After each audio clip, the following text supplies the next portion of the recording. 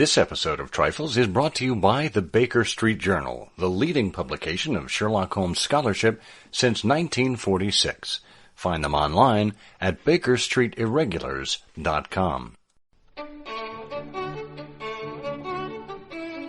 Welcome to Trifles, a weekly podcast about the Sherlock Holmes stories. It is, of course, a trifle, but there is nothing so important as trifles. Yes, the colorman was retired, the three-quarter was missing, and the client was illustrious, but there are so many other details to pick apart in the stories. Pray, be precise as to details. You know the plots, but what about the minutiae? Have you ever wondered why Sherlock Holmes had 3 different colored dressing gowns? Or what a Crockford is? You are very inquisitive, Mr. Holmes. It is my business to know what other people don't know. Scott Monty and Burt Wolder will have the answers to these questions and more in Trifles. The game's afoot. Episode 234, Secret Societies.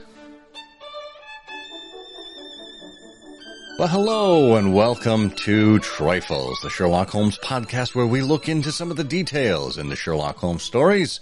I'm Scott Monty. I'm Burt Wolder. And Burt, shh. Secret societies. I'm not going to tell anybody. Okay, perfect. Well, thankfully, we don't have too many listeners. But if you are a listener and you are listening to this, if you are within the sounds of our voices right now, please head over to ihose.co/trifles234 for the show notes for this episode. We'll have any links that we're talking about, as well as an opportunity for you to comment right there in the show notes. And, of course, you can email us at trifles@ihearofsherlock.com. And we are I Hear of Sherlock on all of the major social networks. We do appreciate your support through Patreon.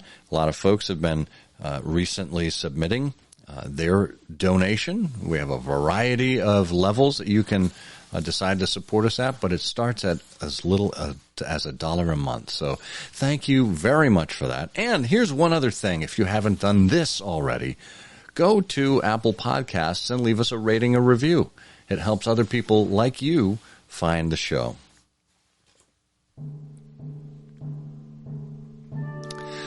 Well, we're on to secret societies, Burt. And this, to me, this is a fascinating subject because I, once upon a time, was a Freemason.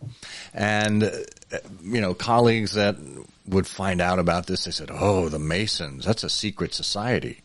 And I said, well, the fact that you know about it kind of disturbs that kind of supposition. It's not a secret society. Please, it's a society with secrets. Oh, I like that. I like that distinction very much. Well, we must respect the history and customs of the Masons, but I observe in your description, you are referring to it in the past tense. So what ejected you from, or why did you eject the Masons? Well, I haven't rejected them or ejected myself. I simply have not kept up with dues. And when I moved from Boston to Detroit, I didn't seek out the local group here. So I've kind of lapsed. And, I've gone through the rites and rituals, to achieve the 32nd degree of Freemasonry.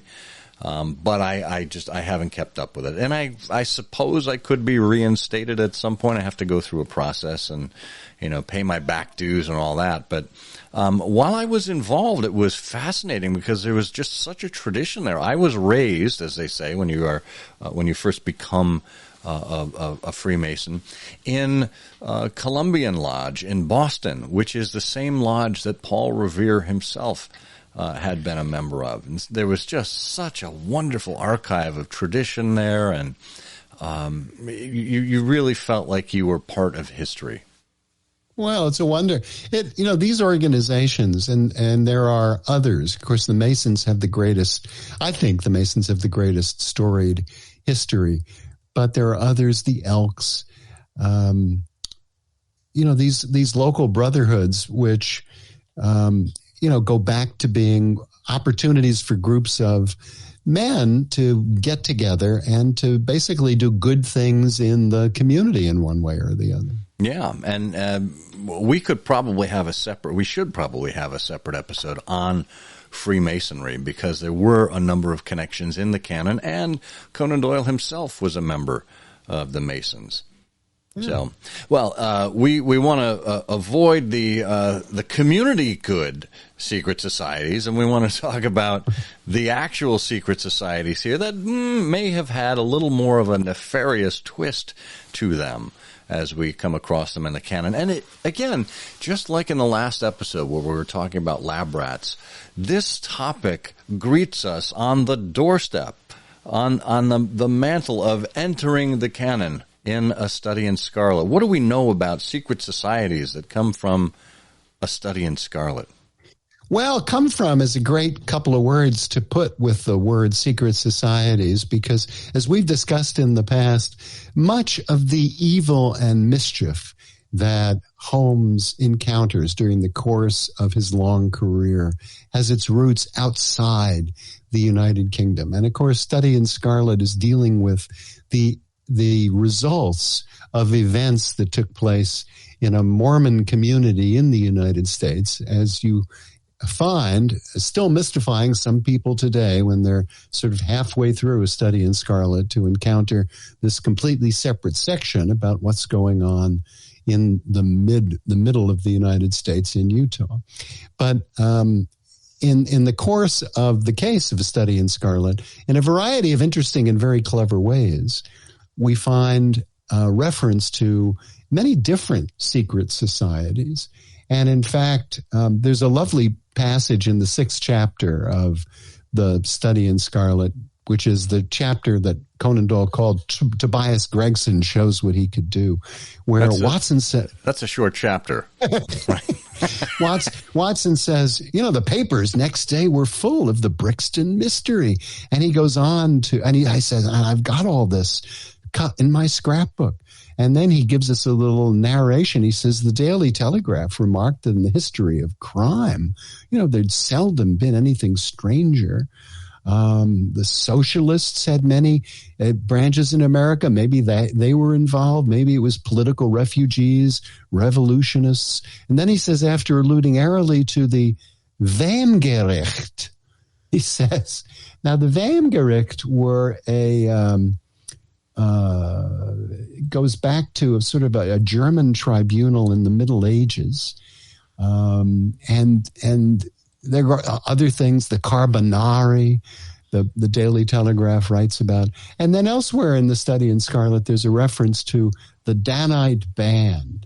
And the Danite Band was an early militia that had, I think it was around the 1830s, that was organized, was also known as the Daughters of Zion. Huh. And it was to protect my memory of this is to protect the emerging Mormon church in one way or another from something or other, from evil influences or negative influences. But Study in Scarlet is a great place to begin to encounter this topic of mysterious, shrouded, menacing organizations with mysterious rites. It sounds a lot like the Baker Street Irregulars, actually. It does. Well, there's so much to unpack there, just in those 3 examples that you mentioned. And particularly of interest to me is the Carbonari, because, I love their official dish. Whoever thought to put bacon in pasta? God bless you. You need pancetta. And in fact, pancetta was one of the suspects in the 6 Napoleons, wasn't he? Oh, lovely pancetta.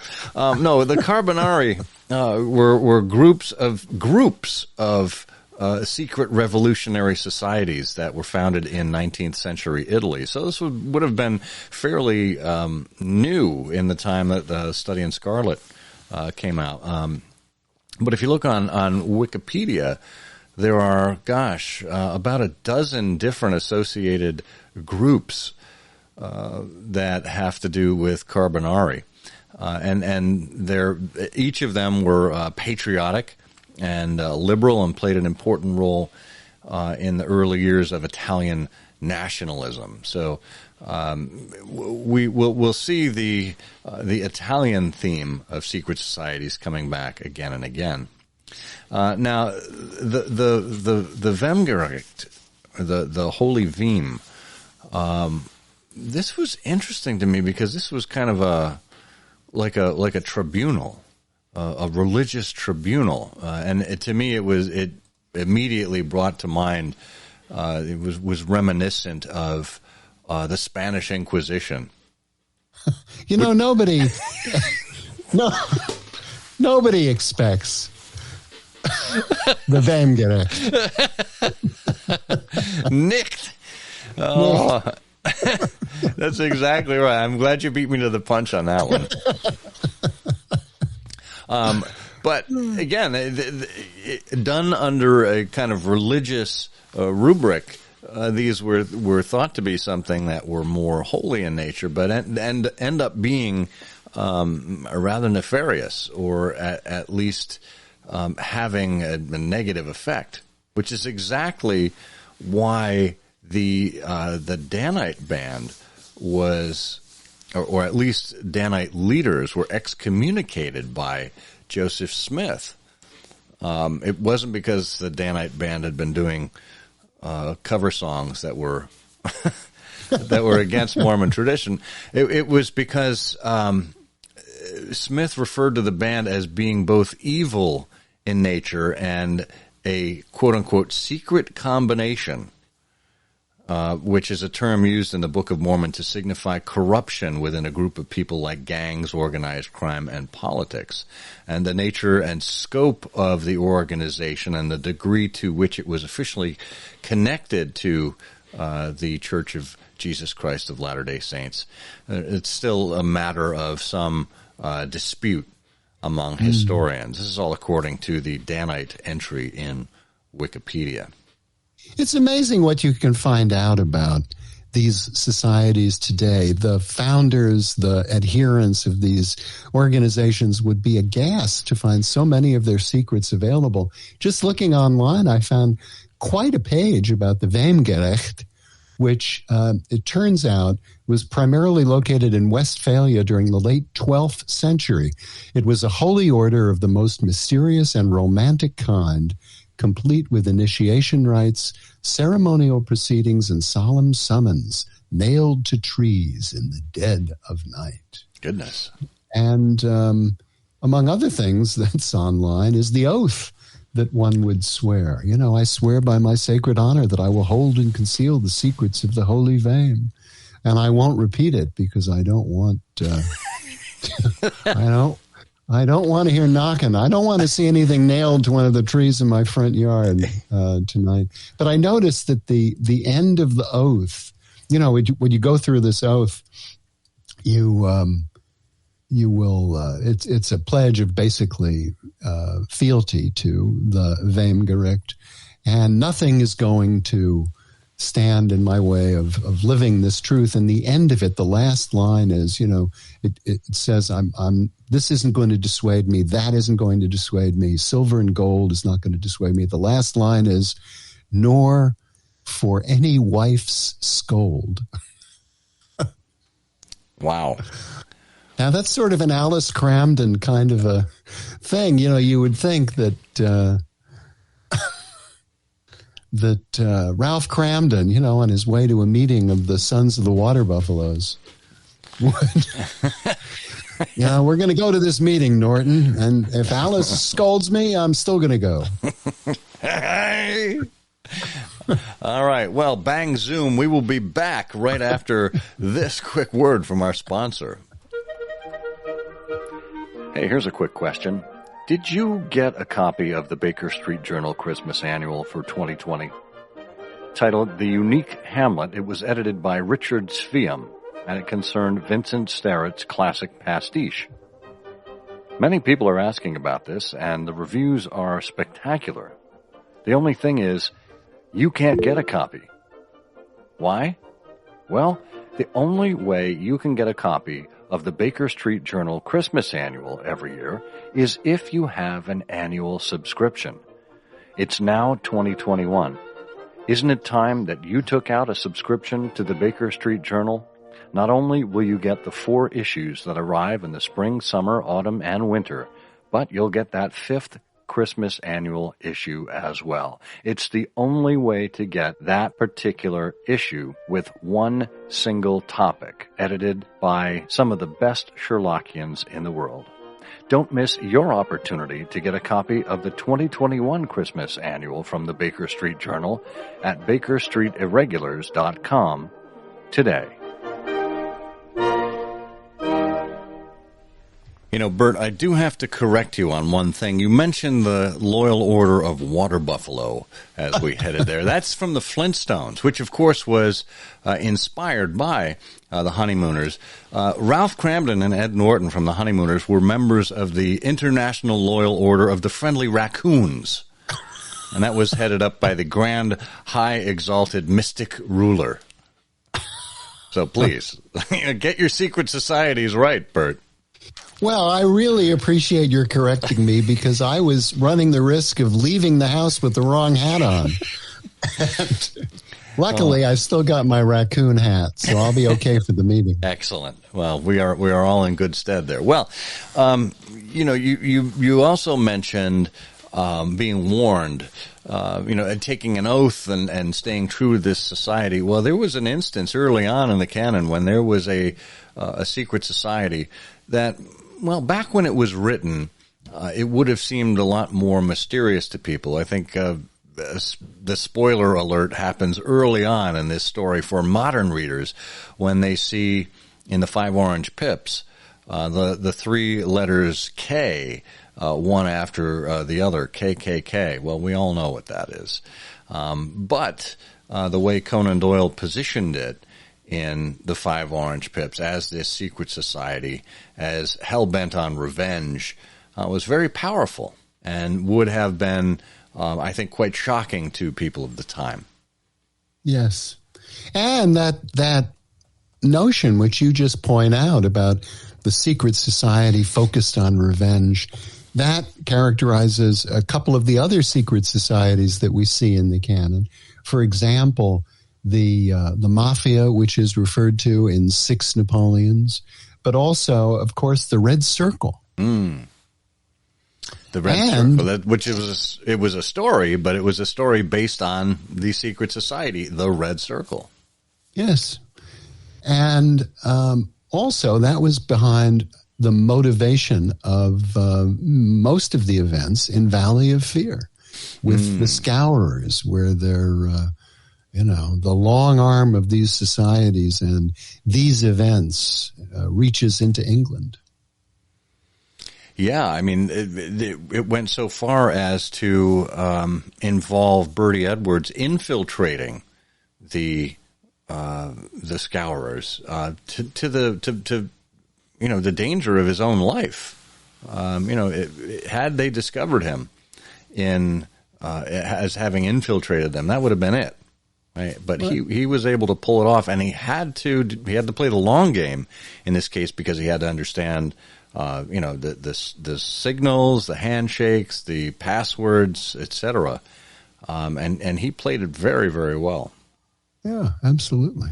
And in that case, the Scourers, this was based on an actual group that existed called the Maguires.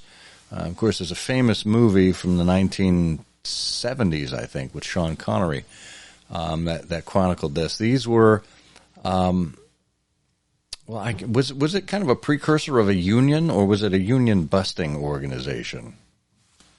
Oh, boy, that's a very good question. I think it.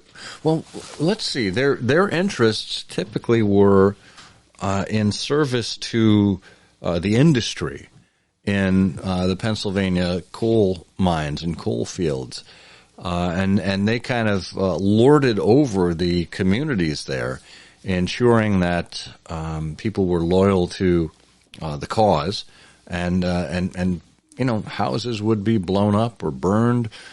People would be maimed or even killed as the Molly Maguires tended to enforce their way. Yeah. Well, and it's something that the BSI have celebrated and dug into most memorably with a, wonderful exploration of that part of Pennsylvania. And some really interesting writing and some interesting essays about those early days. Mm. It's interesting too, the links, because as these societies appear in the cases of Sherlock Holmes, they really reflect a lot of,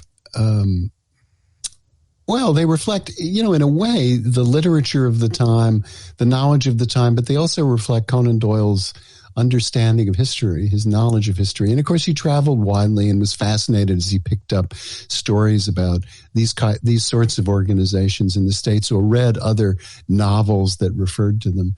But one of the interesting things is his last bow, because in his last bow, of course, we have the Irish Secret Society that we learn Altamont joined in Buffalo, and how he established the reputation of being a committed Irish nationalist.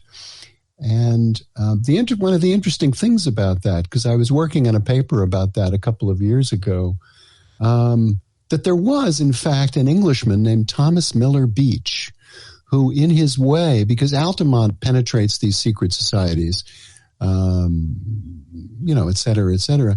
And Miller Beach was a real-life double agent who bore, a more than passing similarity to Bertie Edwards. And after the Civil War, he became a member of the Fenian Brotherhood of America and became a spy for the British. And then in 1892 wrote a memoir, My 25 Years in the Secret Service. The interesting thing about that is that a lot like John Douglas in The Valley of Fear, he spent the rest of his life under guard. And he died in 1894, and he was buried in London at the West Norwood Cemetery, which was about 3 miles from Conan Doyle's home in South Norwood. Huh. How do you like that? And so, you find, when you begin to look at these secret societies and these events, that they're founded in many ways on, real people and real events that have been sort of transformed into the cases of Sherlock Holmes. Yeah, and it's interesting, too, just to look at the sympathies where they lay at the time. A lot of these secret societies, they wielded untold amounts of power. And when you look through, the Danite Band or the Red Circle or the Maguires, the Scourers in the canon, these all tend to be organizations that created a lot of victims that were powerless to stop them in their move to disrupt their way of life or their way of thinking, etc. And you think about Conan Doyle and Sherlock Holmes as champions of the underdog and how they stood for integrity.